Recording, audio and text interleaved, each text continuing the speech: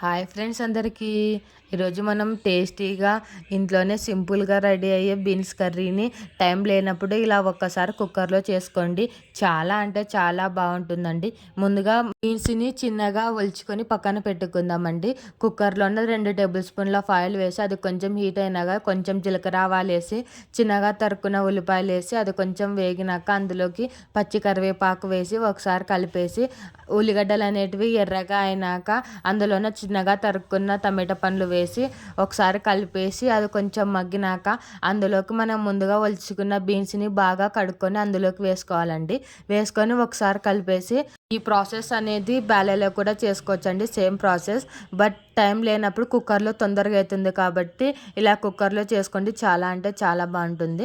అలా కలిపేసినాక అందులోకి మీకు కారానికి తగినంత కారము, టేస్ట్‌కి సరిపడ ఉప్పు, పసుపు, అల్లం వెల్లుల్లి పేస్టు, కొంచెం కొబ్బరి పొడి అండ్ ధనియాల పొడి వేసుకొని ఒకసారి కలిపేయాలండి. మీ దగ్గర బీన్స్ అనేటివి తక్కువగా ఉంటే ఇలా నాలాగా పెసర బ్యాళ్ళు వేసుకోండి.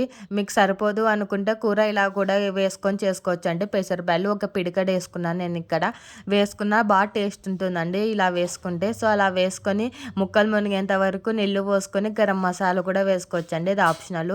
చివరిలో కొత్తిమీర వేసుకొని కుక్కర్ మూత పెట్టేసి మీడియం ఫ్లేమ్‌లోనే 4 విజిల్స్ ఇప్పించి ఆవిరి పోయినాక ఒకసారి కలిపేసుకుంటే మన సింపుల్ కర్రీ రెడీ అండి. ఒకసారి ఇలా ట్రై చేయండి. Thanks for watching this video.